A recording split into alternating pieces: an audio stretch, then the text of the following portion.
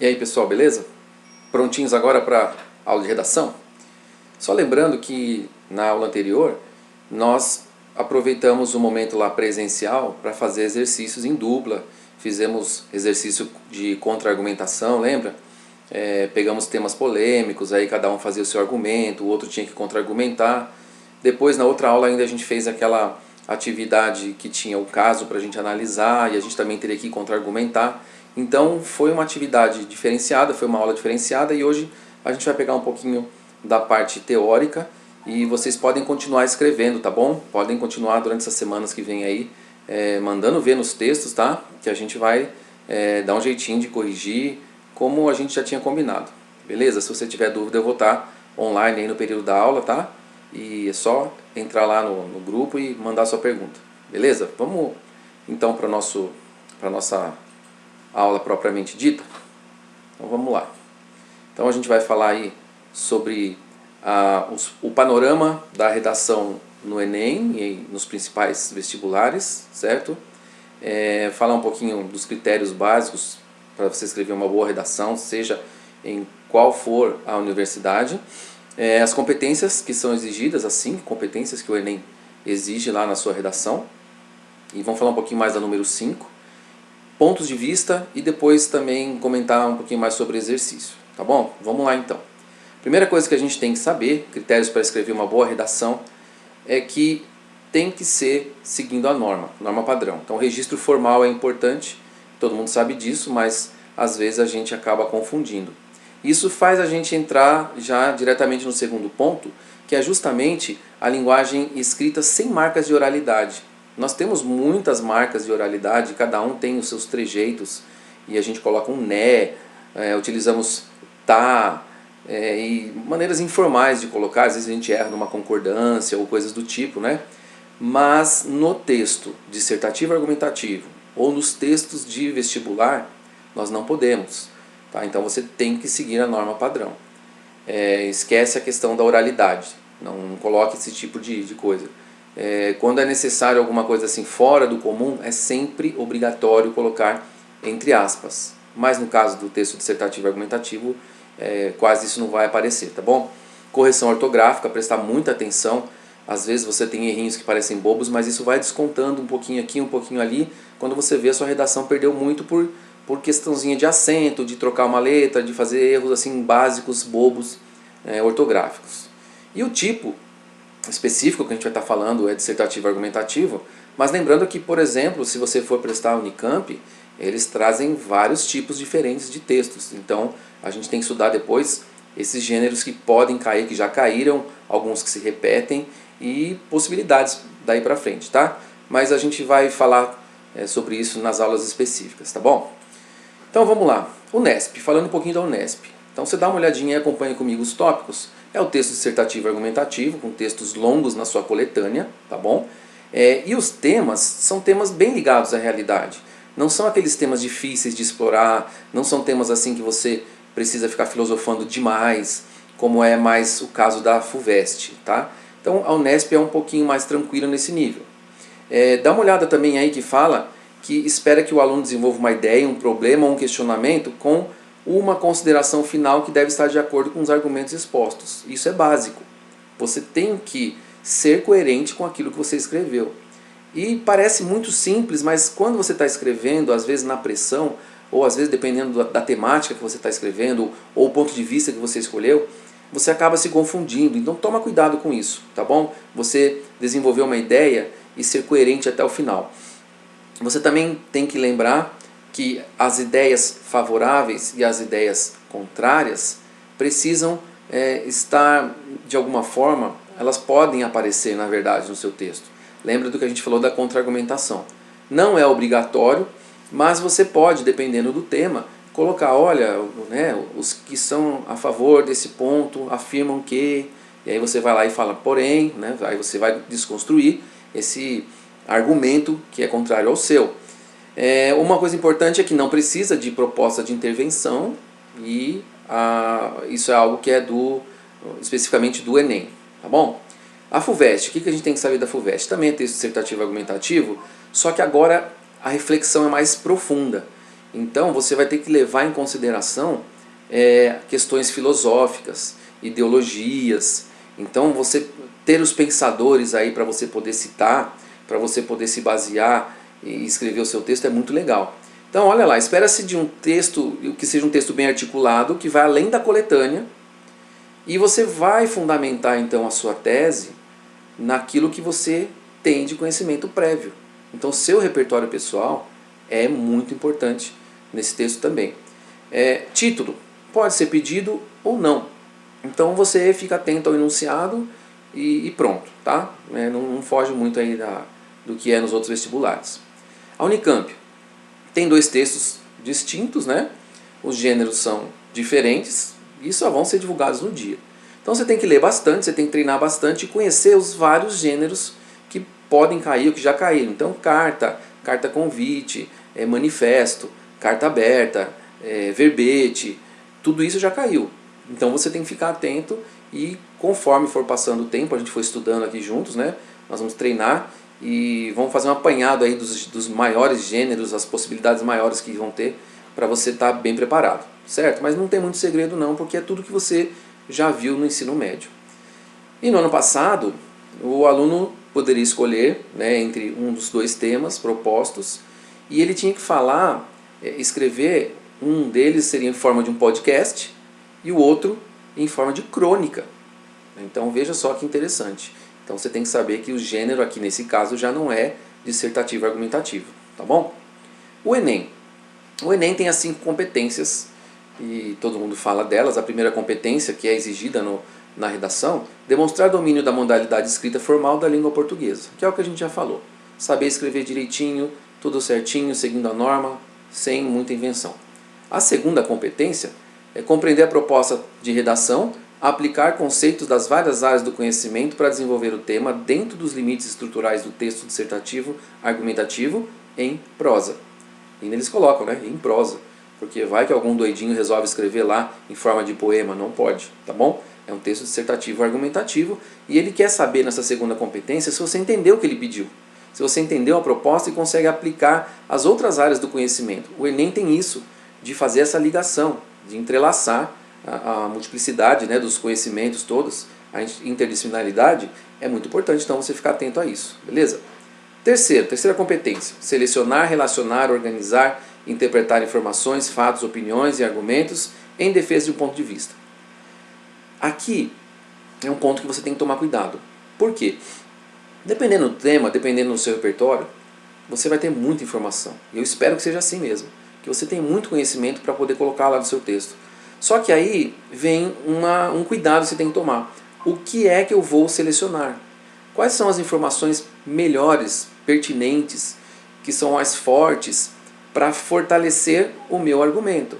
Então, ele quer que ele vai perceber nessa terceira competência se o aluno foi lá pegando qualquer coisa e jogou lá de qualquer jeito as informações, ou se ele realmente pegou opiniões, argumentos, coisas sólidas para provar o ponto de vista dele, tá? Quarta competência, demonstrar conhecimento dos mecanismos linguísticos necessários para a construção da argumentação. Como assim? Para construir uma argumentação, eu tenho que saber como começar um parágrafo, eu tenho que saber que tem conectivos que são intraparágrafos e interparágrafos, entre os parágrafos e dentro dos parágrafos. Se eu quero dar uma ideia de conclusão, uma ideia de adversidade, né, adversão, eu quero dar uma ideia de quê? Então, tudo isso eu vou colocar com os conectivos corretos.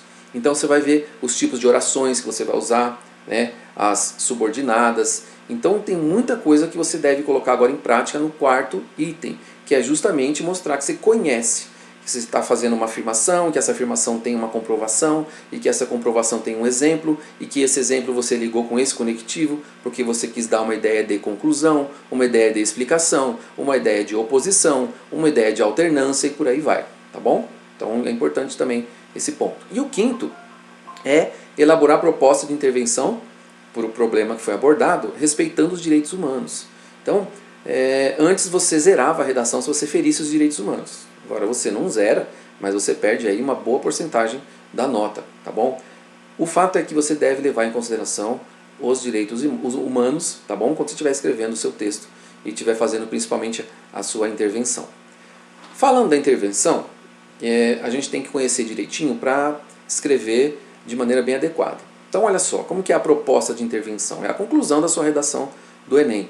Então você tem que pensar que é uma ideia que você vai dar, são passos ou uma iniciativa para tentar começar a resolver o problema que foi proposto durante toda a redação, que você já trabalhou. Então agora você vai concluir falando, olha, nós vamos resolver dessa forma. Claro que não é com essa linguagem, né? Primeiro, tá lá, dá uma olhadinha. Ação. O que vai ser feito? É a parte prática. É isso que vai ser feito. Então, o que é que vai ser praticado para resolver o problema? Agente, quem é que vai fazer? Quem é que age? Então, é um governo? São as ONGs? São os pais? São as escolas? Quem é que vai fazer? Modo, meio. Como isso vai ser feito? É uma ação única apenas? Como que vai ser posto em prática tudo isso? O efeito é o resultado que você espera. Você espera a diminuição dos acidentes, você espera a melhoria na qualidade de ensino, depende do tema, tá? E o detalhamento, você tem que explicar, você tem que se aprofundar em um dos temas, agente, ação ou modo meio. Você tem que falar, olha, em determinado ponto ali, você não vai falar que o governo deve fazer isso. Tá, o governo, então eu vou especificar essa questão do governo. Por exemplo, o governo na esfera municipal, por meio do prefeito e dos vereadores, deve, nananã. Aí você está explicando mais detalhadamente quem é que deve fazer. Tá bom? Esse é o detalhamento. Isso tudo é observado pelo avaliador, pontinho por pontinho. Tá? Então você tem que fazer isso bem bonitinho no seu texto. Vamos falar de ponto de vista agora, tá? Então na introdução da redação, você vai apresentar qual que é a sua leitura da realidade. E você já vai colocar um ponto de vista em relação ao problema que foi proposto. Então aqui a gente tem algumas imagens, só para você ir se divertindo, mas ao mesmo tempo percebendo que no texto haverá uma ou outra posição e que você não é o dono da verdade. Então tome cuidado com posicionamentos muito rígidos, lembre-se que o outro lado tem argumentos também, o outro lado também vai ter um posicionamento que precisa ser respeitado, mesmo que você não concorde com ele. Então veja aí, tá, os exemplos que você está vendo agora nas imagens, elas servem para nos ajudar a perceber essa questão do ponto de vista. Então olha aí, por exemplo, essa imagem aí, ó, quando você muda o modo de observar as coisas que você observa mudam. Então, pelo reflexo ali nas paredes, né, você percebe, é um quadrado, é um círculo. Não, na verdade, você tem ali um cilindro, né, uma figura diferente daquela que está sendo projetada. Aqui mais um, né, para a gente bugar a mente, como vocês falam. Então dá uma olhada aí, são 4 barras ali, ou são 3, e no fim das contas claro, ilusão de ótica, mas é para mostrar que a gente tem que tomar cuidado com isso no texto. Aqui é aquela famosa figura que muita gente vê logo de cara a velhinha, né, uma bruxinha, uma senhora idosa, e a outra pessoa vê a mulher, a jovem, né? Então aqui, ó, por exemplo, aqui onde eu estou tentando colocar, aqui, ó, aqui é o queixinho da senhorinha idosa, né? Aqui o olho, o outro olho, o nariz. Mas de repente tem gente que enxerga aqui uma mulher, olha aqui o olhinho dela, cílios, o narizinho dela está voltada para lá. Então cada um enxerga de uma forma. Aqui você vê primeiro o pato ou você vê o coelho, qual que você vê primeiro? Pontos de vista, certo? Aqui aquele que eu mostrei para vocês na aula, é um índio ou é um esquimó, e aqui o amor e o ódio, as duas faces, talvez aí da mesma moeda, né? O amar e o odiar. Uma coisa importante que você precisa também ficar atento é sobre a visão míope. A miopia, quem tem esse problema de vista sabe que é enxergar embaçado de longe. Então as coisas distantes você não enxerga muito bem. Então é muito o que acontece às vezes no ponto de vista quando você coloca no texto. Você não vê longe, você só vê o que está perto de você, você só vê o seu posicionamento. Então a gente tem que se distanciar do texto, se distanciar dos posicionamentos ali tradicionais ou daqueles que nós acreditamos piamente e olhar um pouquinho o outro lado, olhar distantes, se colocar um pouquinho do lado de fora e tentar analisar. Veja aqui na nossa figura que a gente tem dentro do monitorzinho aqui da câmera um foco específico. Ele fechou a câmera ali de um jeito que demonstra uma situação que não é verídica. Quem está vendo a realidade distante, olhando de fora aqui como nós estamos olhando, nós percebemos que o homem que está à direita é que está correndo atrás do homem que está à esquerda e ameaçando. Aqui pela imagem do monitor, né, da câmera, Já parece o contrário. A ideia é que o homem que está à esquerda é que está agredindo o homem da direita. Então você percebe que, distanciando, olhando a imagem de longe, você consegue perceber qual é a realidade. Então isso ajuda no seu texto também. Beleza? O exercício, a gente já fez, que foi aquele exercício do júri. Eu vou passar esse daqui, foi esse aqui, o caso número 2, do animal, lembra? Nós fizemos a leitura desse texto aqui e depois nós pudemos fazer uma análise e eu quero lembrar você que você precisa escrever 2 textos, tá? Agora, a sua lição é pegar essa ideia de que aquele homem, lembra? Ele teria que ter a sua pena, um grupo defendeu que a pena dele de 10 anos teria que ser aumentada e o outro grupo defendeu que a pena daquele homem deveria ser diminuída. Então você vai agora escrever os 2 textos. Um texto defendendo que esse homem precisa ter a sua pena aumentada e você vai argumentar os porquês, você vai se lembrar do texto lá. E o outro, depois você vai escrever um outro texto dizendo o contrário. Tá? Então, que a pena vai ser aumentada e que a pena vai ser diminuída. Para que isso? Para você treinar justamente se colocar de um lado e de outro. Para você lembrar que você tem possibilidades, que você tem outras formas de pensar. Tá bom? Então, por hoje é isso. Eu espero que você tenha aproveitado. Se você tiver alguma dúvida, você pode comentar, pode mandar no grupo, tá bom? E escreva. Essas 2 redações seria legal que você pudesse escrever e você pode tirar uma foto e me enviar que eu tenho como responder para vocês. Como eu disse, pelo menos uma redação por semana de cada um de vocês tá no esquema aí bonitinho para a gente fazer, mesmo que seja virtualmente. Tá bom, gente? Então um abração para vocês aí, espero que vocês aproveitem e escrevam bastante. Tchau, tchau.